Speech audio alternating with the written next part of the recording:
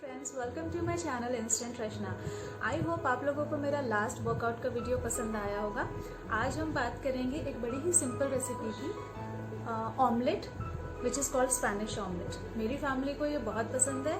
बनने में 5 से 10 मिनट से ज़्यादा समय नहीं लगता और आप वो सारे इंग्रेडिएंट्स यूज़ कर सकते हैं जो आपको अपने घर में मिलते हैं। So stay tuned.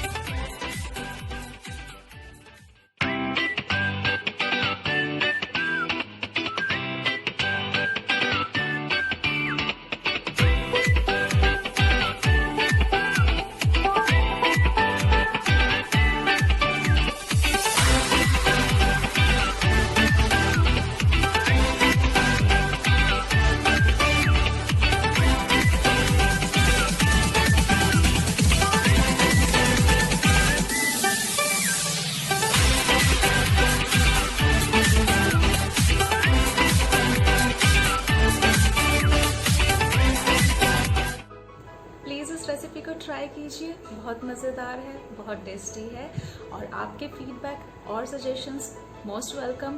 प्लीज़ अगर आपको मेरे वीडियोस पसंद आते हैं तो लाइक करें, सब्सक्राइब करें एंड डिस्क्रिप्शन बॉक्स में कमेंट्स करें जो आपको पसंद है, जो आप चाहते हैं कि जिस टॉपिक के ऊपर मैं वीडियोस बनाऊं।